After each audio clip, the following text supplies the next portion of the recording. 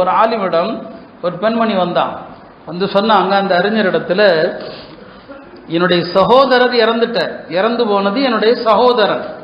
அவர் 600 திர்ஹத்தை விட்டுட்டு இறந்து போயிருக்கிறார். 600 திர்ஹத்துல எனக்கு கொடுத்தது 1 திர்ஹம் தான் கொடுத்தாங்க. விட்டுட்டு போனது எவ்வளோங்க? 600 திர்ஹம். ஆனா எனக்கு 1 திர்ஹம் தான் கிடைச்சிருக்குது. இது சரிதானான்னு கேட்குறான். அந்த ஆலிம் அப்படியே யோசிச்சாங்க ஒரு நிமிஷம். நம்முடைய உலமாக்கள் சாதாரண ஆளுகள்லாம் கிடையாது.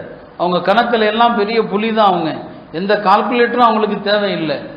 ஒரு நிமிஷம் யோசிச்சு சொன்னாங்க, 600 திர்ஹம் உன் சகோதரன் விட்டுட்டு போனாங்கிற, உனக்கு கிடைச்சது 1 திர்ஹங்கிற. அப்படியானால் உன் சகோதரனுக்கு, இறந்து போன உன் சகோதரனுக்கு ஒரு மனைவி, ஒரு தாய், 2 பெண் மக்கள், 12 சகோதரர்கள், நீ சகோதரி, இத்தனை பேர் இருக்கணும், அப்படித்தானே அப்படின்னு கேட்டான். அந்தம்மா அசந்து போச்சு. ஆமாங்க, என் சகோதரனுக்கு நீங்கள் சொல்கிற மாதிரி ஒரு மனைவி இருக்கிறாங்க, தாய் இருக்கிறாங்க, 2 பெண் மக்கள் இருக்கிறாங்க, அதே மாதிரி 12 சகோதரர்கள், நான் சகோதரி. அப்படின்னா சரியா போச்சு. ஏன் அப்படின்னா உன்னுடைய சகோதரருக்கு மனைவி இருக்கிறதுனால அந்த மனைவிக்கு 600 திர்ஹத்தில் 8ல் 1. ஏன்னா பெண் மக்கள் இருக்கிறாங்களே, 8ல் 1. இப்போ 600ல் 8ல் 1 எவ்வளவு? 75 திர்ஹம். மனைவிக்கு 75 திர்ஹம் கொடுத்தாச்சு. 2 பெண் மக்கள் இருக்கிறாங்க, 2 பெண் மக்களுக்கு 600ல் 3ல் 2 கொடுக்கணும். 600ல் 3ல் 2 எவ்வளவு? 400 திர்ஹம் ஆச்சு. தாய் இருக்கிறாங்களா, தாய்க்கு 6ல் 1 கொடுக்கணும், 100 திர்ஹம் ஆச்சு.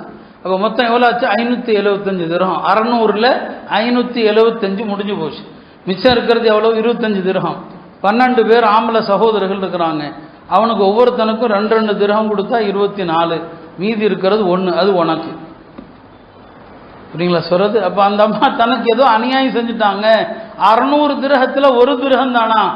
அந்த ஆலிமிடத்தில் வந்ததும் கணக்கை சொல்லிட்டான். பாக பிரிவினை சட்டத்தை நல்லா தெரிஞ்சுக்குங்க.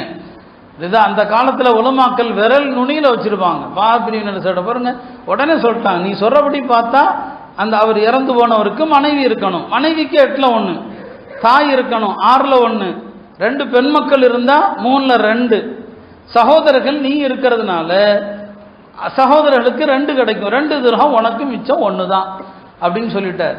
இப்போ என்ன சொல்ல வந்த, அறிஞர்கள் தங்களுடைய கல்வியால் மக்களுக்கு பலன்கள் தர்றாங்க. ஒரு அறிஞனாக இருந்தா பயனுள்ள வாழ்க்கை அதுதான். மக்கள் கேட்கிற சட்டங்களுக்கு பதில் சொல்லணும். உண்மையும் அதுதான்.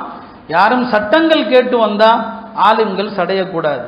நமக்கு எரிச்சல் வர்றது பேர் கேட்டு வந்தா மட்டும்தான் எரிச்சல் வருங்க. உண்மையை சொல்லிடுறேன்.